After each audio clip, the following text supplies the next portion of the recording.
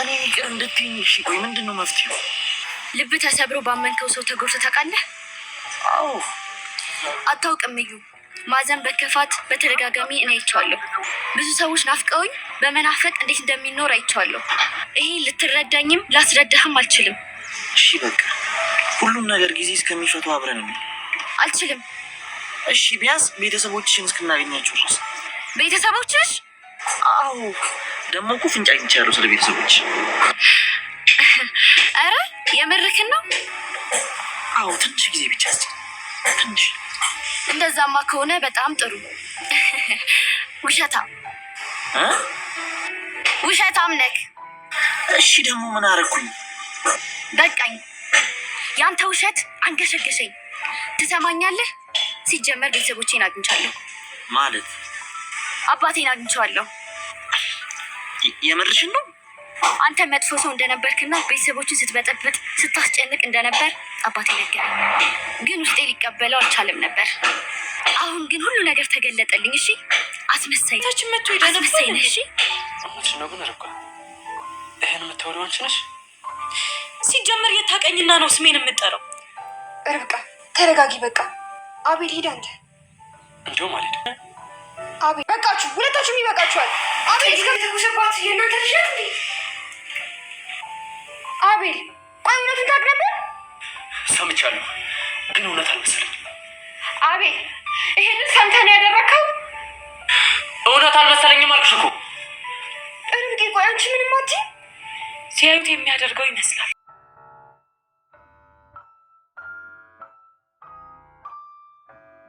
በደስታና በሐዘን ውስጥ የተደባለቀ ስሜት ውስጥ የሚገኙት የርብቃ ፋሚሊዎች ሁሉም አሁን ጥግ ጥጋቸውን የያዙ ይመስላሉ።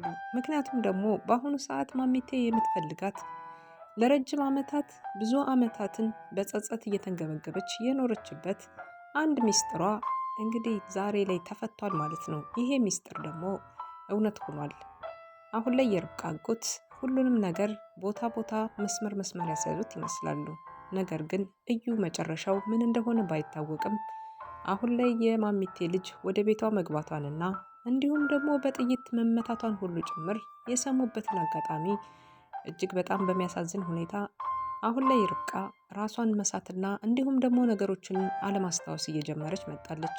ተደራራቢ ችግሮችና ጭንቀቶችን እያስተናገደች ያለችው ርብቃ የመርሳት ችግሮችንና እንዲሁም ደግሞ እጅግ በጣም ከጭንቀት የመጣ በሽታዎችን እያስተናገደች ነው። አሁን ላይ ርብቃ እነዚህ በሽታዎች ቢደራረቡባትም ግን ደግሞ ነገሮችን አጥርታም ባይሆንም ታያለች ሁሉንም ነገር።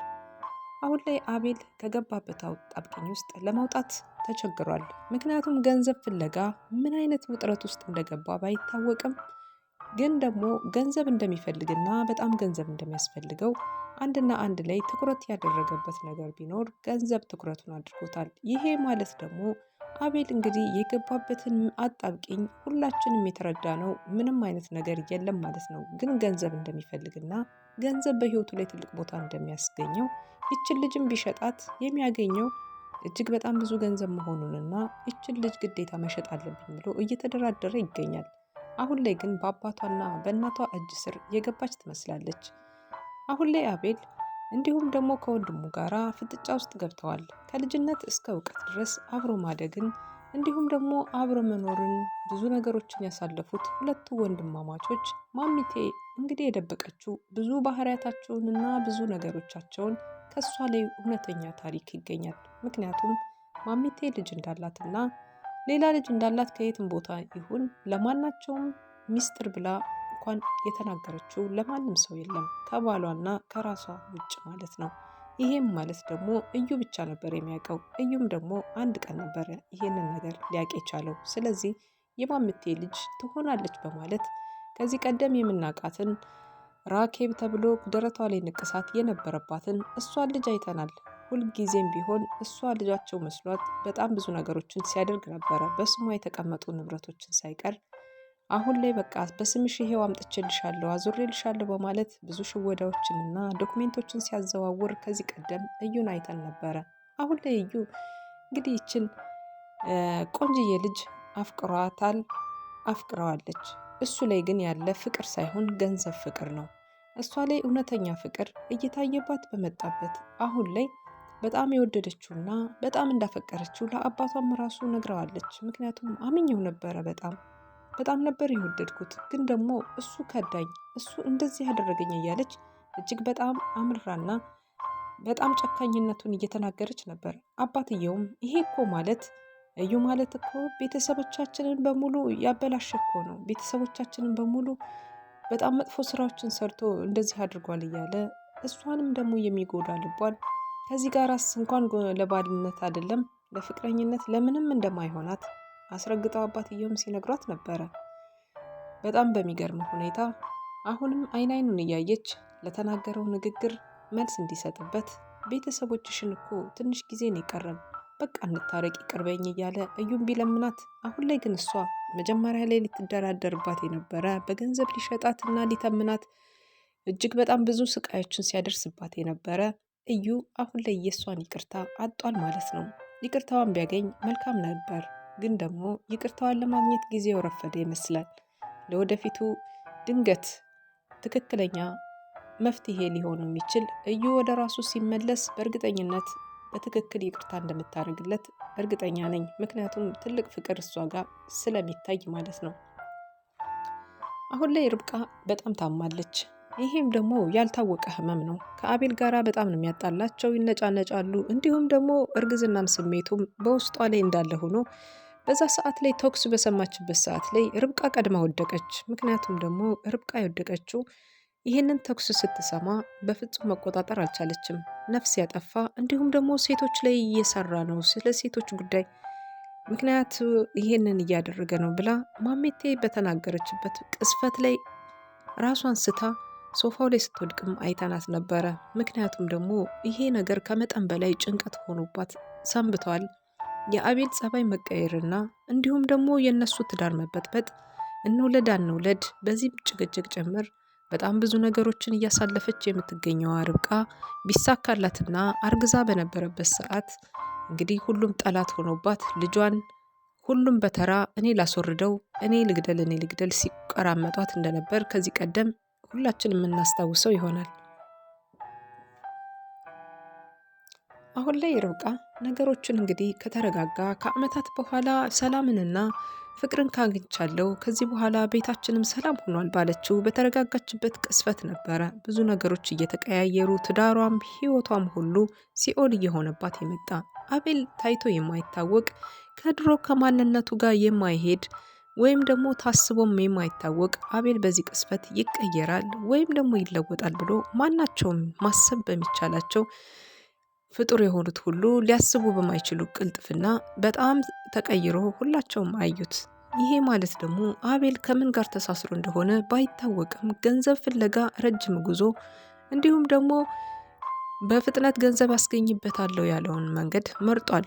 አሁን ላይ ሴቶችን እያገተ ለባለ ሀብቶች ማቅረብና ባለ ሀብቶችም ደግሞ እነዚህን ትንንሽ ሴቶችን ስለሚፈልጓቸው ረብጣ ገንዘቦችን እንደሚሰጡትና በዚህ ገንዘብ ህይወቱን በደቂቃዎች ውስጥ መቀየር የዓመታትን ልፋት ጉዞ የሚያቀልለት አስመስሎታል።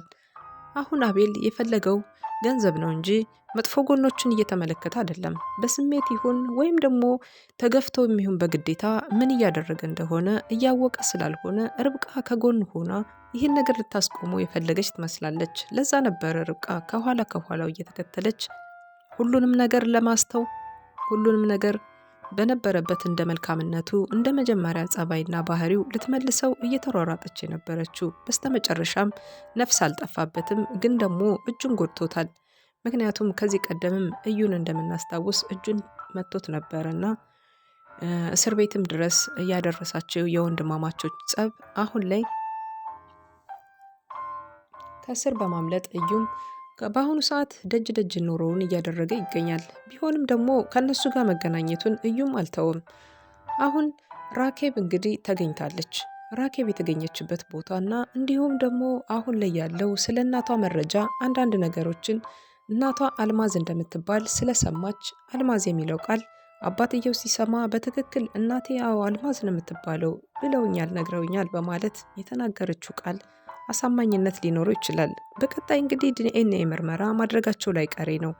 እውነተኛና ትክክለኛ ቤተሰብ መሆናቸውን ይታወቃል ማለት ነው። ከዚህ ቀደም እንደምናውቀው የኢዩኤል ጓደኛ የነበረችቷ ራኬብ ነበረ እዚህ ደረቷ ላይ ተነቅሳ የነበረችዋ። እሷም ደግሞ ራኬብ ናት። እችኛውም ራኬብ ብለው ሁለት ጽሁፍ ስላለባቸው ሁለቱም ጽሁፋቸውን እንግዲህ የተመለከተ ኢዩኤል ብቻ ነበረ። ኢዩኤል በተመለከተ ሰዓት በትክክል የማሚቴ ልጅ ናት ብሎ ይገምት ስለነበረ አሁን ላይ ግን ኢዩኤል ይሄንን ነገር አጥርቶ ካየ ይችኛዋ አይደለችም ይችኛዋ ናት ልጃችሁን ብሎ ከሁለታቸው አንዳቸው ሊያቀርብባቸውና እንዲሁም የማጭበርበር ስራ በቤቱ ላይ ሊሰራ ይችላል።